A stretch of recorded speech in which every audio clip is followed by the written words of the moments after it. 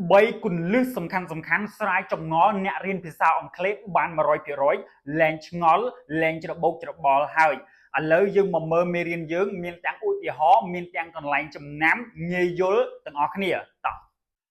បាទជំរាបសួរពុកម៉ែបងប្អូនសូមស្វាគមន៍មកកាន់ Channel គេងរៀន English នៅក្នុងមេរៀននេះខ្ញុំនាំបងប្អូនមករៀន3គន្លឹះសំខាន់ដែលអ្នករៀនភាសាអង់គ្លេសតែងតែឆ្ងល់តែងតែច្រឡំតែងតែមិនច្បាស់ឥឡូវយើងមកច្បាស់ទាំងអស់គ្នាមករៀនជាមួយគ្នាតោះអញ្ចឹងចំណុចទី1ដែលខ្ញុំលើកបង្ហាញបងប្អូនគឺ SCE SCI SCY នាំឲ្យអា3កន្លោននេះនាំអា3កន្លោនហ្នឹងវាមានសំឡេង SIC នេះគឺ sound S មួយហេតុផលមូលហេតុអីចំណុចសំខាន់ទី1 SCE បងប្អូនចាំហ៎ C នៅមុខ E C មានសំឡេង S សំឡេងចំណាំហ៎បងប្អូនហើយ C នៅមុខ I C នៅមុខ Y គឺ C មានសំឡេង S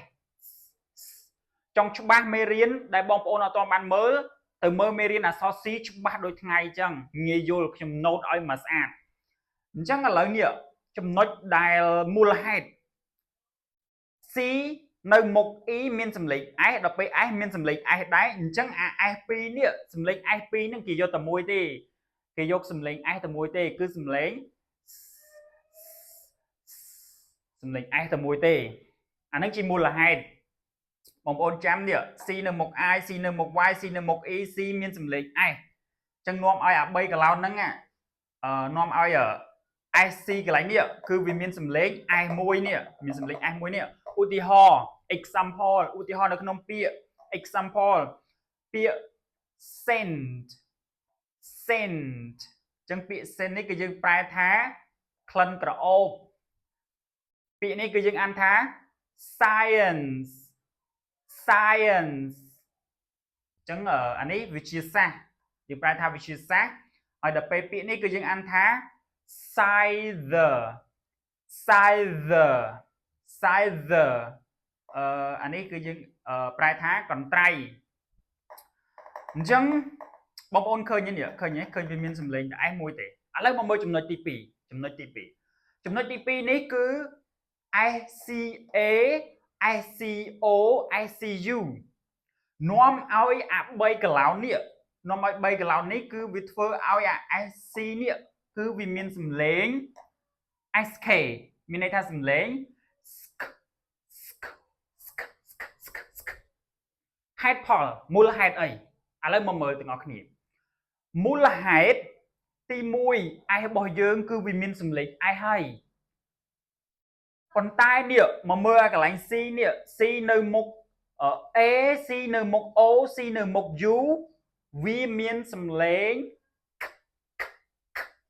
ចាំហ៎មេរៀនអក្សរ C មុនអត់ដឹងទៅមើលទៀតអញ្ចឹងនាំឲ្យ S មានសំឡេងផ្សេង C មានសំឡេងផ្សេង S មានសំឡេង S C មានសំឡេង K អញ្ចឹងពីរសំឡេងផ្សេងគ្នាគឺយើងត្រូវបូកបញ្ចូលគ្នាមិនមែនយើងអត់ត្រូវយកតែមកសំឡេងទេអានឹងហើយជាចំណុចសំខាន់អញ្ចឹងមានន័យថាកន្លែងហ្នឹងគឺវាមានសំឡេង SK នេះឃើញទេបងប្អូនយល់នៅ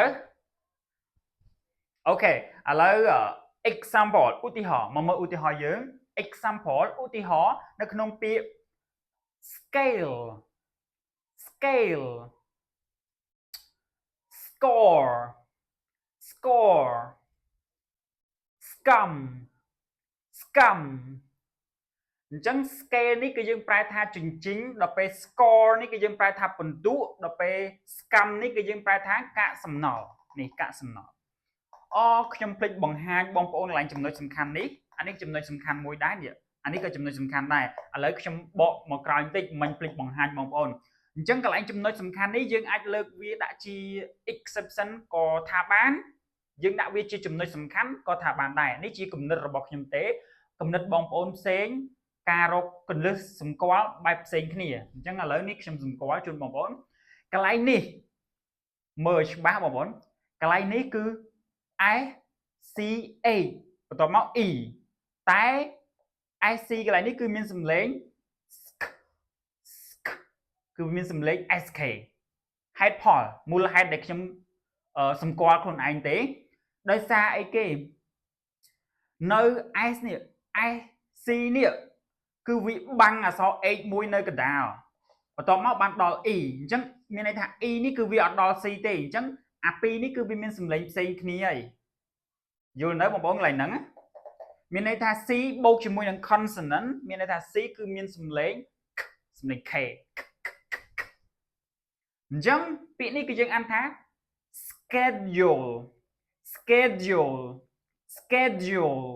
schedule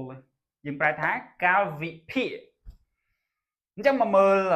កន្លែងចំណុចសំខាន់មួយទៀតនេះនៅក្នុងចំណុចនេះដែរនេះយើងបកមកមើលចំណុចនេះពាក្យនេះគឺយើងអានថា school ដោយសារអីគេនេះ C បូកមួយ H នេះ C បូកមួយ H នេះមានន័យថា C គឺមានសំឡេងដែរ school ឬមួយក៏ C អត់បូកមួយ H ក៏ដែរឲ្យតែ C នៅមុខ O ភាគច្រើនគឺវាមានសំឡេង school សាលារៀនអញ្ចឹងឥឡូវមកមើលចំណុចទី3ដែលជាចំណុចចុងក្រោយចំណុចទី3 SCIE នាំឲ្យ SC មានសំឡេង SH មូលហេតុផលនៅពេលដែលបងប្អូនឃើញ SCIE នេះវានៅកណ្ដាលនៃពាក្យមិនមែននៅដើមនៃពាក្យទេណាបងប្អូនកណ្ដាលនៃពាក្យនិងដើមនៃពាក្យខុសគ្នាពីរហ្នឹងចែកឲ្យដាច់អញ្ចឹងនៅពេលដែលវានៅកណ្ដាលនៃពាក្យគឺនាំឲ្យអា SCIE ហ្នឹងគឺ SC មានសំឡេង SH សំឡេងដូចយើងដេញមាន់ដេញមាន់អាហ្នឹងយើងដេញមាន់អញ្ចឹងឧទាហរណ៍នៅក្នុងពាក្យមកមើលឧទាហរណ៍ទាំងអស់គ្នា example ឧទាហរណ៍នៅក្នុងពាក្យ conscience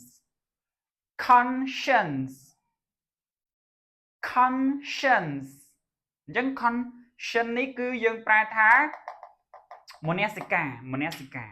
អញ្ចឹង3ចំណុចសំខាន់នេះបើបងប្អូនគិតថាមានប្រយោជន៍ដល់កូនដល់អ្នករៀនភាសាអង់គ្លេសសូមកុំភ្លេចជួយ share ម្នាក់មួយទៅបងប្អូនហើយក៏កុំភ្លេចជួយចុច subscribe channel YouTube ខ្ញុំម្នាក់មួយផងដើម្បីទទួលបានមេរៀនថ្មីគន្លឹះថ្មីចំណុចថ្មីដែលខ្ញុំនឹងចែករំលែកជូនបងប្អូនទាំងអស់គ្នាអ្វីដែលខ្ញុំចេះខ្ញុំនឹងបង្ហោះចូលក្នុង YouTube តែម្ដងអញ្ចឹងអរគុណច្រើនសម្រាប់ការតាមដានវីដេអូនេះដល់ចប់